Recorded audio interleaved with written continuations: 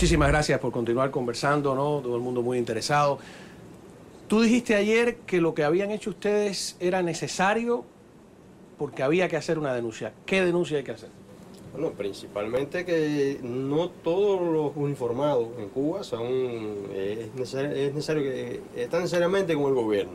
A veces por necesidad económica, a veces porque no le queda otra alternativa que ser militares, ¿me entiendes? Además, y no hablar solamente en nombre de instituciones, hablar en nombre del pueblo cubano también, que es el que está sufriendo los dolores del régimen, que también están sufriendo muchas necesidades del pueblo y que realmente, bueno, por cuestiones de temor no son capaces de expresar libremente lo que sienten. Entonces nosotros como policías que llegamos damos un ejemplo de que el gobierno realmente no está funcionando como realmente merece el pueblo de Cuba. ¿Tú piensas lo mismo? Sí, yo pienso lo mismo. Ajá. ¿Por qué decides tú salir? O sea, ¿tú crees que hay que hacer una denuncia? ¿Que lo que han hecho ustedes de llegar uniformados aquí tiene algún simbolismo político? No, como tal no, como tal vinimos uniformados porque no nos íbamos a quitar el uniforme, no tenemos nada que esconder como tal para el mundo y para el pueblo cubano. No tenemos más nada que decir. O sea, yo noto también dos maneras distintas de enfocar el tema. Tú estuviste 28 años en la policía, llegaste a ser capitán, tuvo apenas 4 años, ¿no? Cuando el público se enfrentaba a ustedes, ¿no les tenía miedo? No, o sea... Ese tema no puedo responderle porque yo no tenía que ver realmente con el enfrentamiento al delito. El compañero quizás pueda tener un poco más de opinión al respecto. ¿Tú nunca, por ejemplo, te tocó ir a un acto para disolver una manifestación de las Damas de Blanco o de los disidentes? No, realmente no, nunca tuve que participar en eso. ¿A ti tampoco te tocó? No, a mí no me tocó, pero del 95% de La Habana Vieja, el 90% se daba bien conmigo. Como tal, ¿cómo decirte? Tenía buena amistad en La Habana Vieja. ¿Hay corrupción en la policía? Tiene que haber corrupción, porque cuando no le pagan bien, hay corrupción. Por ejemplo, ¿de qué manera, si tienes un ejemplo de la corrupción de la policía? ¿De qué manera? En el sentido de que hay jefes que tapan la falta y automáticamente los que están en bajo rango lo ven, pero no pueden decir nada porque se puede repercutir entonces un problema para ellos. Por ejemplo, con las jineteras, ¿no? Algunos policías trabajan con ellas o con los chulos, he escuchado muchas denuncias de ese tipo. ¿Te enterabas tú de que esto existía? ¿Lo vivías? ¿Fuiste protagonista? ¿Sabes algo? Sí, muchos de la unidad nosotros lo sancionaron, incluso hasta lo votaban por esos problemas, como tal, porque al haber necesidad de dinero, lo obligaba entonces a meterse en esas cosas, ¿entiendes?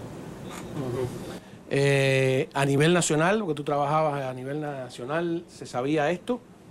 Bueno, como explicaba antes, yo estaba un poco fuera del marco de... ¿Qué hacías tú específicamente en la policía? Transporte. ¿Qué significa transporte? Transporte, el aseguramiento de lo que es el transporte de la policía.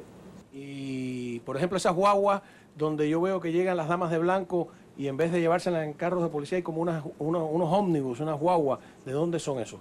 Esas son ómnibus que están al servicio del MENIN. Empresas que el MENIN las coge para transportación, es decir, que están como un contrato de transportación para el MENIN. Porque a veces están ahí como si fuera de casualidad, no es casualidad que están ahí. No, eso se manda para eso. Están destinadas a diferentes objetivos, ¿no? Transportar militares, transportar personal allá en provincia, etcétera, pero que cuando existe una manifestación de este tipo, pues, lógicamente las transportan en esos ómnibus. Estos videos que yo he visto que se filtran de operaciones de la policía, de operaciones criminales y que se ve todo, cómo la policía investigó, o en el caso de un reggaetonero que hubo en Guanabacoa, muy famoso, que también hubo una suerte de despliegue de policías vestidos como nunca lo habíamos visto, con unos trajes muy complicados. ¿Qué unidades son esas? No sé a qué estamos refiriendo, ¿qué tipo de traje? Bueno, unos trajes que no son el uniforme común y corriente. Hay unidades especiales de la policía antimotines, por ejemplo, listas para disolver manifestaciones. Bueno, Sí, hay unidades antimotines, es decir, evidentemente son unidades de destino especial que están destinadas para eso. En caso de que haya una alteración del orden, que no sea incontrolable por los agentes del orden, pues se mandan esas brigadas para controlarlo. ¿Y qué tienen? ¿Tienen igual que la policía de afuera? ¿Tienen cascos, escudos, palos? No, sí, existe el equipo completo del uniforme, el casco, la chaleco antibala, los cascos, los escudos, todo existe, las tonfas, etc. Pero no lo sacan mucho a la calle, ¿no? Prefieren sacar a las turbas indignadas, supuestamente, ¿no? ¿Tú has visto esas unidades? Las unidades de la policía, como tal, lógico, las he visto. Una pregunta que se hace todo el mundo acá. El día que salga una manifestación masiva a la calle de oposición y se vaya todo de control, si eso llega a ocurrir, ¿la policía va a disparar al pueblo? No tiene indicación para eso. Honestamente, incluso... ¿Y si se lo indican? Bueno, eso sería ya un problema, porque realmente lo que está establecido, ordenado por la jefatura del Menin, es que no se debe de actuar contra la oposición. Pero hemos visto en el 5 de agosto del 94, gente del Menin, hay montones de fotos disparando allí frente al Hotel Duville, con las pistolas. Correcto, estamos hablando del 94, estamos en el 2016. Tú eras policía en el 94, Sí, ¿te tocó en esa área disolver las manifestaciones del maleconazo? No, como le dije, yo nunca, no es mi área, no es mi frente, nunca participé en nada de eso. ¿Tú nunca reprimiste a nadie? Ajá. ¿Conociste policías que sí reprimieron? Bueno, realmente siempre se conoce a la policía, imagínense, estamos en el medio. Lógicamente, las unidades de enfrentamiento al delito tenían que reprimir, eso estaba establecido en aquellos años. ¿Cuáles son las principales violaciones a los derechos humanos que tú crees que comete la policía?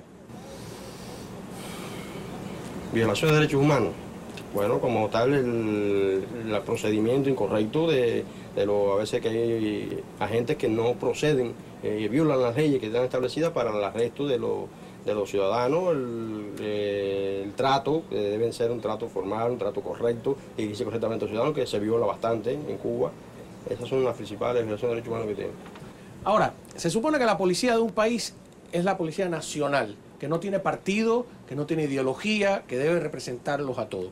El solo hecho de que la policía se llame Policía Nacional Revolucionaria ya viola ese sentido general que debe tener la autoridad pública, ¿no? ¿Ustedes estaban conscientes de eso o hay un lavado de cerebro ideológico, hay seminarios, hay ideología dentro de la policía?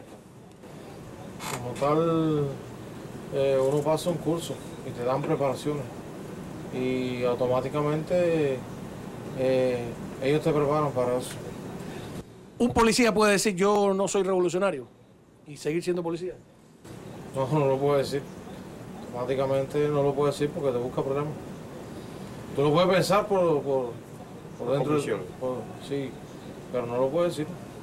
Incluso entre compañeros se comenta. Pero compañeros que tienen los mismos pensamientos, pero no puedes decirlo como tal, cuando te escuchen.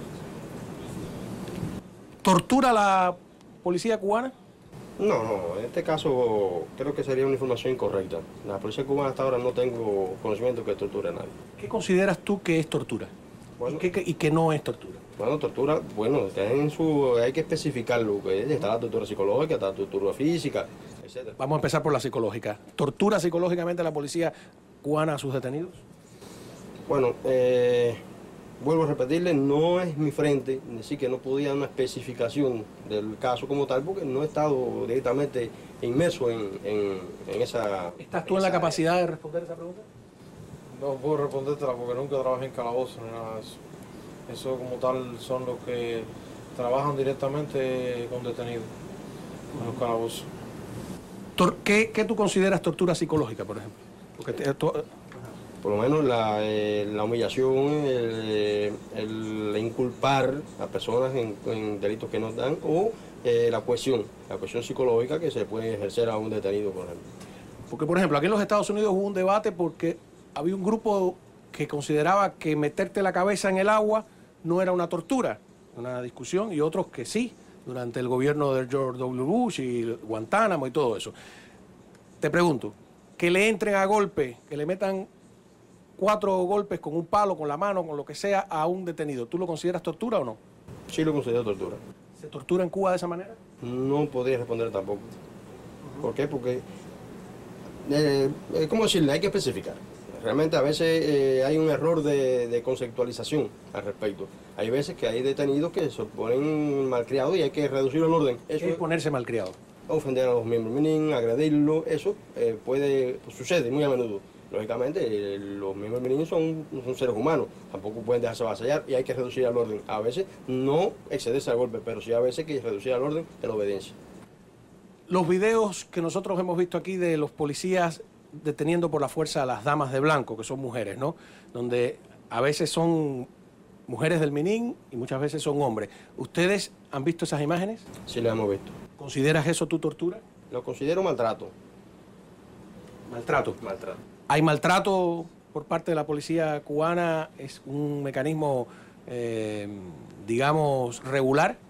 No es un mecanismo regular. Viendo desde el punto de vista de las imágenes que se han visto, ya repito, no he participado en ningún, viendo desde ese punto de vista, se maltrata, de cierta manera. Se maltrata, no es usual, pero se maltrata. ¿Piensan lo mismo? Pienso lo mismo. ¿Ni siquiera vieron ustedes uno de estos eventos, por ejemplo, como testigos lejanos? No, yo esos eventos lo veía por grabaciones, que grababan los teléfonos y eso. Y era que podíamos ver. ¿Qué sentías tú como policía cuando veías a tus colegas reprimiendo de esa manera a mujeres? Me sentía mal porque automáticamente, no, como tal, no sé decirte la palabra, pero en Cuba se dice, nadie parió para dar.